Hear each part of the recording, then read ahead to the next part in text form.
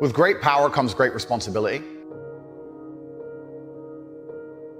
My content existed because I tried my very hardest to be an absolute and utter realist, especially with uncomfortable truths.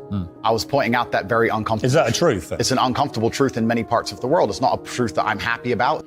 I don't want to be seen as a negative influence in the world. I know that there's a whole bunch of men. I get thousands of emails a week from men whose lives I've saved. I get thousands of emails a week from men who are on the verge of suicide and I've saved their lives. I believe in protecting and providing. I've been misunderstood. I don't want anybody to be offended by anything I say. I want to be a positive force in the world.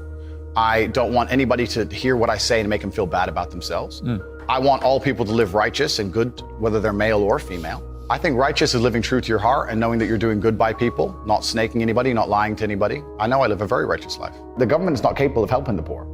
And this is why it's so important as a person, you take personal responsibility and understand you're living in a world where the matrix can be cracked. You can make a bunch of money, but you need to take responsibility and do it. I refuse to accept that there are people out there who cannot become happy, contented individuals. I refuse to accept we live in a world where God has created people who, no matter how hard they work and how good their life becomes, can't be happy. I don't accept that. I accept that the universe is a very giving place and that God loves all of us. And if you try your best and you work hard, you can become a better person. I'm telling the younger generation that if they don't get up and work hard and make sure that they're important, that the world's not going to give a shit about them. 99% of my content was aimed at men, telling them the truth, saying that as a man, you're born with no inherent value. You have to become important. You have to go through some pain or go through some suffering to make people care about you. Otherwise, you're not going to matter. As a dude, if you walk into the party and you've put no effort into your life, nobody gives a shit. Nobody cares about you. And every man out here knows. And one of the great things about the masculine journey and masculinity is that we've all lived a semi-similar story. It's kind of cool. Like, we've all been the teenager, gets heartbroken. We've all been unimportant. We've all worked hard and then started to get some clout. And then we've all kind of lived the same kind of journey. So I say to everybody out there, yeah, if you don't follow that path and follow that journey and in one way or another get to the top, whether it's fighting, whether it's comedy, whether it's musician, whatever it is, if you're just going to stay somewhere near the bottom and then at the age of 44, email me saying I'm depressed, well, of course you're depressed. Loser. Yeah. But that was your choice because you have to build yourself as a man. And if you decide not to build yourself, then your life's going to suck. My main message is to resist the slave mind, to understand that every single thing you're being told has an agenda behind it or you wouldn't be told it otherwise, to examine every strongly held belief you have and try and identify where it comes from and why you have it. I sit and argue with people, I discuss things with people, and they so fervently believe a point. And I say, why do you believe that so much? Like, do you have personal experience? No, but I saw the news. The news told you X, and now you are desperate. You will sit here for hours arguing that point. A lot of people are completely empty vessels ready to be programmed. And I try and tell people, listen, to just stop for a second and understand that the things they're telling you to believe are not necessarily for your benefit. The people who make the rules don't make the rules for the benefit of everybody. They make the rules for the benefit of the people who make the rules of the game. So telling people to resist a slave mind and just be critical thinkers, keep their brain open, pay attention to things, be perspicacious, that's the general theme. And it doesn't matter whether you're left, right, liberal, man, woman, etc. It's just think for yourself. That's the general message. I believe men and women are a beautiful union. I think we're slightly different, but when we work together, we're the most powerful force in the world. And I certainly believe that men and women, when they work together, it's the most beautiful force on the planet. So of course I believe in men and women. Of course I believe in love. Of course I believe in marriage. Of course I believe in family. Okay. I believe in marriage in the traditional sense. I believe a man has a duty to stand up and be a real man. I believe that the problem with the world today that we are facing is that not enough men are sticking to the age-old ways of masculinity. I believe that me standing up and saying a man must protect a woman and provide for her, so he needs to make sure that she's safe. He needs a degree of authority. I believe women are sovereign individuals and they can make any choice they so desire. I think that it's important that we remember that a man has a duty. I think I certainly in my relationship have a financial responsibility to provide for my woman. My woman would never have to work unless she wanted to because I'm the kind of person who works hard enough. And I'll make another point that needs to be said. The number of women who have stood up and stuck up for me is ignored. Thousands of women are making videos saying, I've met Andrew Tate, he's such a nice guy. I wish I had a man like Andrew Tate who felt responsible to protect and provide for me. You know what? I do belong to my husband. That's why I married him and I love him. We ignore the thousands of women who stood up and stood by me and said everything I said is true. This is that there's a large contingent of men who still want to make money, go to the gym, be strong, drive a fast car, be traditionally masculine, and don't want to be shamed for that. And I believe that feeling depressed is real. I don't believe depression as a clinical disease is real. No. I think PTSD is very real. Unfortunately, I have some friends who suffer from that. I know that feeling depressed is real. I believe that the number one power you have against these things are trying to take control of your own mind and affecting your own life. I believe that it's not healthy to hand over all your power and believe that depression is an outside disease that you can't affect. I know that when I've had difficult periods in my life, and also many of my friends, like I've said, suffer from PTSD and been through terrible things. I've lived a very difficult life, and I know people who have, that the things that made them feel better is when they woke up and said, you know what, I'm not gonna allow this to damage me anymore. I'm gonna take responsibility. I'm gonna get up and I'm gonna fight this as hard as I can. If someone comes to me and says I'm clinically depressed or I feel very, very sad, I would say the first thing you need to do is stop accepting the identity of a clinically depressed person. Stop accepting you have no control over this. And what you need to do is stop identifying that way, and let's work together to try and fight against it. A lot of people who are clinically depressed are suffering with something in their life, and if you fix the problem in their life, perhaps they won't feel depressed anymore. The thousands of people who have emailed me saying, my doctor told me I was clinically depressed and it's a disease that I have got in my brain and I can't be fixed. And I started listening to you and I realized that that's not the case and I can fix my own life, and you're the only person who has ever helped me. I believe feeling depressed is real. I do not believe it's a disease that you catch from the sky and you cannot affect. I believe that no matter what happens, I believe you have control of your own mind and you can fight against it. I believe if you change your circumstances in your life, you may feel different. I'll give you a quick example. I had a guy who emailed me saying he was clinically depressed and he was going to kill himself. I obviously am not a psychiatrist, I'm not a doctor. I told him, because I replied to my emails. I said, have you been to a psychiatrist? He said, yes, I'm clinically depressed. I've been on these pills, this amount of time. I'm on antidepressants, it doesn't work. I said, I don't know what to say to you besides this. And he said he lost his girlfriend, that's why I became clinically depressed. I said, listen, go to the gym, get a six-pack first. Once you've got a six-pack, email me again. If you still feel like killing yourself, I don't know what else to say to you. But I'd say, strong body is a strong mind, go train. He went, he started sending me progress pictures, emailing me him getting in better shape, and eventually got a six-pack. He's now a professional bodybuilder. And he said, I can't believe I was considering that. I feel so much better, etc. The doctor was telling him he was clinically depressed and couldn't cure it. He started taking control of his own life, and now he felt better. That if somebody has depression of any kind, whether it's clinical, whether it exists or not, whether they feel depressed or not, whatever, that taking control of their life, taking personal responsibility and working hard is always going to be the positive, best thing they can possibly do for their life going forward. How positive is it? Them. Of course, money can't buy happiness, I agree. But money is the third most important thing in the world. First is your health, because you have nothing if you're going to die. Second is your relationships, because you need love and family, that matters the most. But money can buy everything else. So money's the third most important thing. The average people come to me and say, what do I do? I'm just the average guy. And my only answer is stop being the average guy. It's my only answer. You can't just be the average guy anymore. The idea from the 1950s that you can just be the normal, average, law-abiding, hard-working citizen and you'll have a good life is gone. Any man out here who goes, I'm just going to work hard, do my bit, and obey the laws, and I'll have a good life. No, you won't. No, you will not.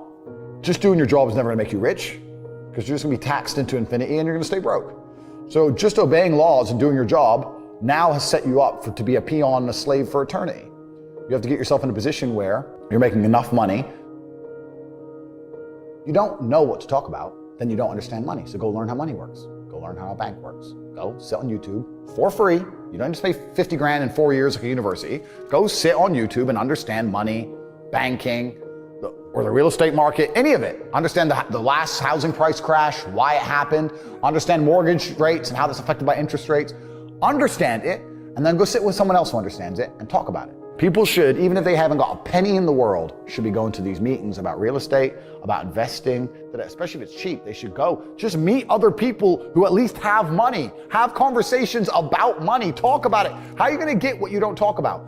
And yes, the cycle of precipitation, right? So a cloud comes, it rains, it falls down to the ground, it goes under the ground, whatever, goes into a stream, it moves into the stream, goes to the ocean, evaporates again up into a cloud, floats somewhere else, falls down again. It's always moving. That's how money is. People think that money is in these large, stagnant pools hidden in people's bank accounts. That's not really true. Money is constantly moving all the time.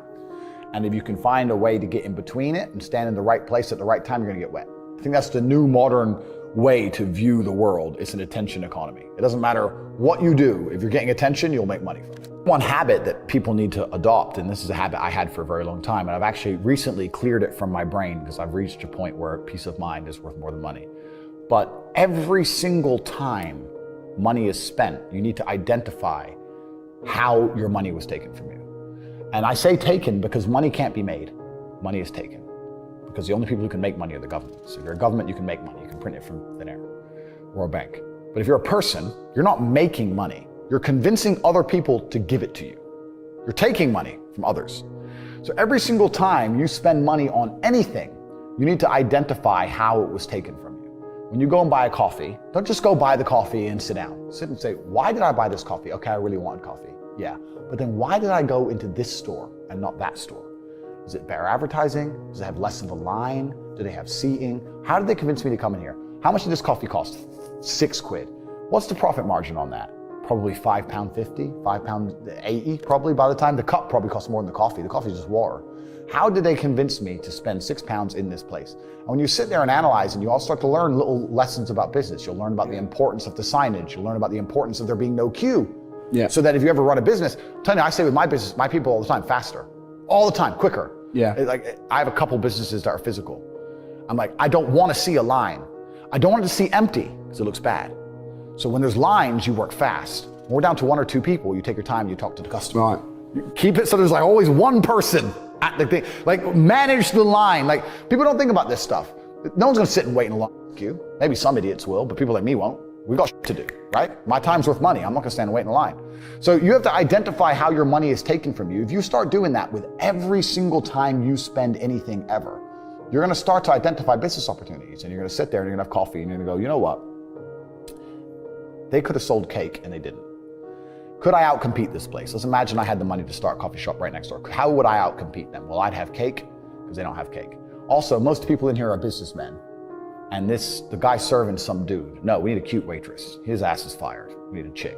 Put a chick here, put some cake in. Financial Times, business people in. People don't even think about this stuff. They don't use their brain ever. They don't ever look around and realize how they're spending their money. They don't look around and look at which businesses are successful. They don't look around and pay attention to anything. They don't look at the world and all the things that are happening and how it can benefit them. None of it. They don't look at any of it. They're too busy following the circus. That's why it's clown world. I was walking to college with a couple of my friends, and a Ferrari drove past. And I said, bro, you see that? And he goes, yeah, what about it? I said, doesn't that piss you off? I must have been about 16. He goes, why? So this dude has 400 G's for a car, 400 grand. I'm walking 4 miles to college because my mom hasn't got any car. He has 400 grand. Do you think he works a job? Do you think he's behind a counter somewhere? He knows something about the world that I don't know. And they were like, well, he's rich. I'm like, yeah, I know. I didn't say he wasn't rich, dummy. I'm saying he knows something about the world I don't know.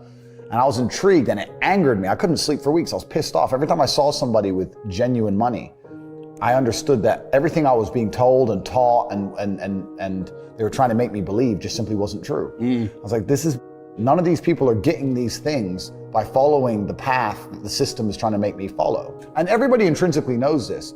If you go to if you're at a BP, you're at a petrol station, and I pull up in my Lamborghini, nobody goes, wow, he went to school.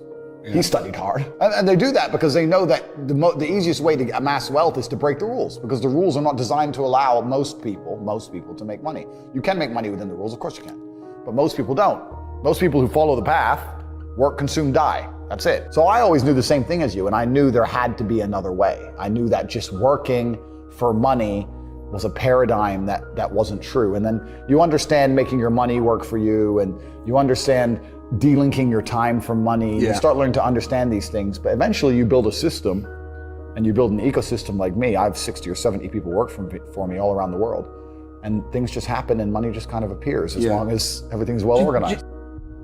I mean, in my experience, like imagine if I didn't have all this money and I had to go get a job again, I'd get a sales job, because I've always been a salesman. And I think that's a very important life skill to have, to be good at sales and to deal with the stress and have a commission-only environment. But I don't know if they even teach sales in university. Yeah, it's all garbage. They don't teach anything important. They just teach anything. They teach things that are going to keep you inside the slave mind. And they want you to go to school and then go to college and then go to university and get in debt. And you have to be in debt, so that now you have to work. And you're working and you're in debt, and then they want you to take on more debt if possible in the form of a mortgage, which a lot of people do, which we can talk about because I know you're the property guy. Yeah. And then you're in debt now, and once you're in debt, you can't really quit your job, and it's very difficult for you to leave the country. And now they can hold things over you. That's the goal. It's all about control mechanisms, and the system is very well designed to make sure that people are conditioned to obey. It's very hard for the average person to say no to anything. Unless you have millions and millions and millions of dollars, it's very difficult to even have an opinion on subjects. That's the thing about being a man, and that's what I was saying to the kids. It's like, look, you need to get up, and it's gonna be very, very difficult. The world's getting harder and harder, especially for men. It's all clout, it's all status. There's no way you're going to matter unless you get up and you work extremely hard. Should young men aspire to work very hard, have no criminal record, become multimillionaires, protect and provide for the women close to them, be sovereign so they can stand up and have their own points of view in face of cancellation, be able to not be mentally intimidated when they go on national TV and there's traps set up for them? Yeah, I believe that confident, strong men who stand up and protect and provide for women are a good thing for the world and a good force for the world. And I don't think that I put a magic spell on anybody. I think there's a whole bunch of men in the world who understands my value. And if men grow up to be like me, you're gonna have a whole bunch of people with no criminal record, dedicated athletes, who protect and provide for the people close to them,